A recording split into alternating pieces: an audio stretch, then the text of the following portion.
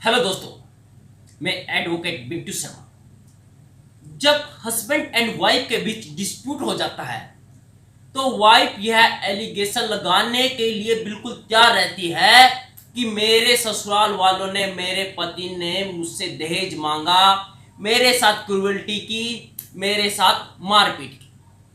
नमस्कार दोस्तों, आज हम जिस टॉपिक पर वीडियो लेके आए हैं वह 498 से संबंधित है कि अब 498A खत्म होने वाला है, जैसे कि आपने थंबनेल में देखा।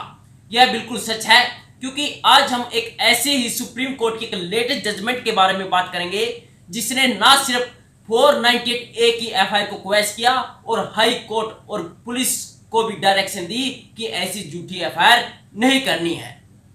क्या हो गया दोस्तों कि आजकल पत्नी थोड़े से डिस्प्यूट होते ही 498A की एफआईआर दर्ज करवा देती है, और हम ऐसे मामले देखते भी है कि 100 में से 90 केस ऐसे फेक पाए जाते हैं 498A से संबंधित। लेकिन अब ऐसा नहीं होगा, क्योंकि ऑनरेबल सुप्रीम कोर्ट ने Anchin Gupta versus state of Haryana 2024 में 498A में एक गाइडलाइन जारी की है, जिसकी हम आज बात करेंगे। इस वीडियो को अंत तक देखिएगा दोस्तों, और इस चैनल को सब्सक्राइब एंड लाइक जरूर कीजिएगा ताकि आप हमारी आने वाली वीडियो से भी कनेक्ट रहे। जजमेंट क्या कहती है दोस्तों? 2008 में शादी होती है दोस्तों हस्बैंड एंड वाइफ के बीच। तो 2008 में शादी होती है तो अच्छे से चलती है, तो उनके बीच डिस्प्यूट स्टार्ट हो जाता है। धीरे धीरे धीरे धीरे डिस्प्यूट बढ़ता ही रहता है। डिस्प्यूट बढ़ने के बाद पत्नी अपने पति का घर छोड़ के चली जाती है दोस्तों। पत्नी घर छोड़ के चली जाती है तो पति क्या करता है, उसे बुलाने के लिए सेक्शन 9 का वाद दायर करता है, लेकिन पति उसके साथ रहने से साफ तौर पर मना कर देती है। तो पति क्या करता है, फिर सेक्शन 13 के तहत, हिंदू मैरिज एक्ट के तहत एक डाइवोर्स पिटीशन फाइल करता है। जैसे ही डाइवोर्स पिटीशन फाइल करता है और जो डिस्ट्रिक्ट कोर्ट है वह उसकी वाइफ को समनी करती है कोर्ट में पेश होने के लिए। जैसे ही उसकी वाइफ को, यानी अंचिन गुप्ता की वाइफ को सम्मन आता है, तो वह देखती है कि मेरा पति तो मुझसे पीछा छुड़वाना चाहता है, ये तो मैं होने नहीं दूंगी। तो क्या करती है दोस्तों, 498A के तहत उसके पति और उसके सास ससुर वालों को खिलाफ एफआईआर दर्ज करवा देती है और एलिगेशन लगा देती है। तो पुलिस क्या करती है, पुलिस इन्वेस्टिगेशन करती है, और इन्वेस्टिगेशन करके क्या करती है, अपने उस सिर्फ हस्बैंड का नाम डालती है चार्जशीट में, बाकी ससुराल वालों के नाम निकाल देती है। लेकिन यह मोस्टली दोस्तों केसों में होता ही है कि जो पत्नी होती है वो किसी को भी नहीं छोड़ती, सास ससुर देवर जिठानी सबके नाम उसमें डाल देती है। उसका सिर्फ मकसद एक ही होता है कि इनको किसी भी तरह प्रताड़ित किया जाए, मेंटली तौर पे हो, आर्थिक तौर पे हो। लेकिन पुलिस उनके नाम निकाल देती है यदि ग्राउंड नहीं बनता हो, या उनको भी पता चल जाता है कि यह केस झूठा है या सच्चा है। तो ऐसे ही इस केस में हुआ दोस्तों कि पुलिस वालों ने सिर्फ अंचिन गुप्ता के नाम से चार्जशीट पेश करी। तो अंचिन गुप्ता क्या करता है, हाई कोर्ट का दरवाजा खटखटाता है और एफआईआर क्वेश्चन के लिए 482 की एप्लीकेशन लगाता है। तो जो हाई कोर्ट है, Punjab and Haryana high court की बात कर रहे हैं दोस्तों हम, तो Punjab and Haryana high court वो जो 482 की एप्लीकेशन लगाई थी एफआईआर क्वेश्चन की, उसे साफ तौर पर रिजेक्ट कर देती है और कहती है कि यह आपके केस बनता है जो 498A का, तो इसलिए हम इसे क्वेश नहीं कर सकते। तो हाई कोर्ट के हो गए दरवाजे बंद। तो अंचिन गुप्ता के पास बचता सुप्रीम कोर्ट। तो हस्बैंड क्या करता है, सुप्रीम कोर्ट में हाई कोर्ट के, Punjab and Haryana high court के ऑर्डर को चैलेंज करता है, जिसने एफआईआर क्वेश्चन के तहत 482 की लगाई गई एप्लीकेशन को साफ तौर पर खारिज कर दिया। तो सुप्रीम कोर्ट में पति क्या ग्राउंड रखता है, पति बोलता है कि सर हमारी शादी 2008 में हुई और मेरी पत्नी ने 2021 में एलिगेशन लगाए दहेज लेने के, यानी लगभग 13 साल हो चुके हैं। यदि मैं मेरी पत्नी को दहेज के लिए प्रताड़ित कर रहा था तो इतना डिले क्यों किया? तभी क्यों नहीं एफआईआर करवाई? 13 साल तक वेट करती रही तो इतना लेट करने का क्या कारण था? जब मैं दहेज मांग ही रहा था तो तभी एफआईआर दर्ज करवानी थी।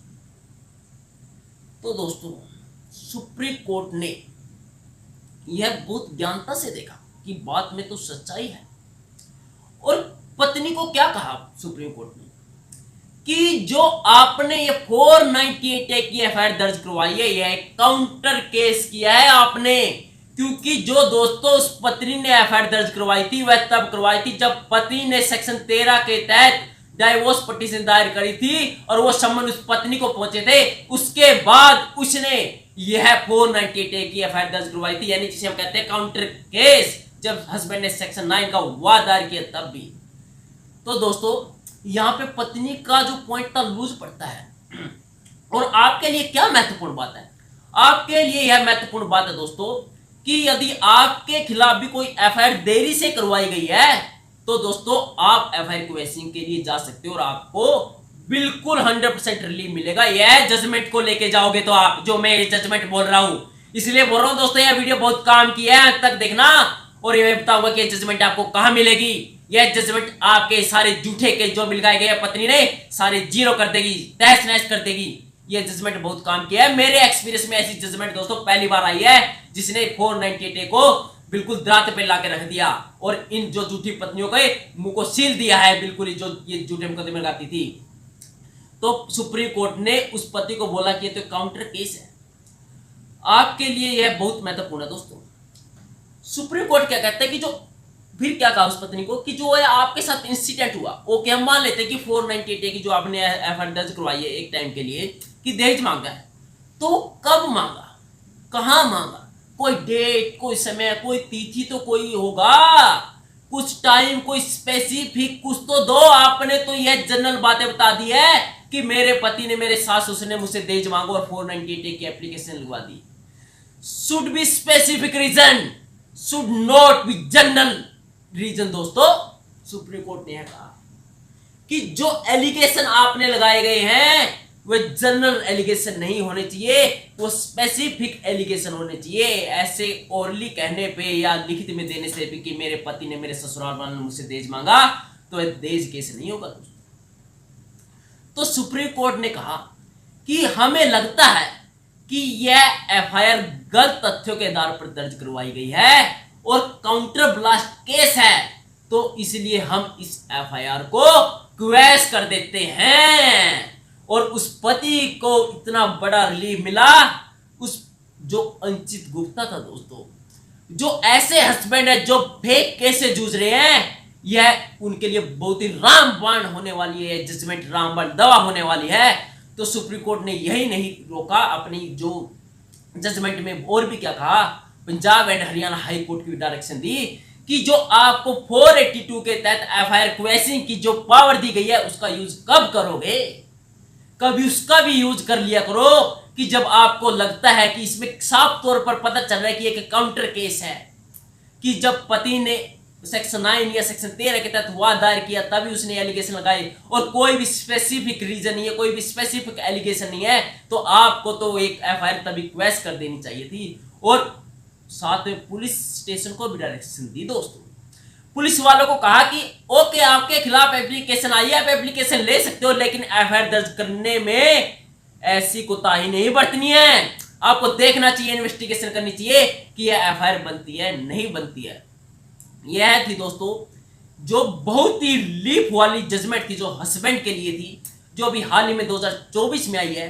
जो ये जजमेंट है दोस्तों, इसका लिंक मैं डिस्क्रिप्शन में डाल दूंगा, आप वहां से डाउनलोड भी कर सकते हैं और पढ़ भी सकते हैं।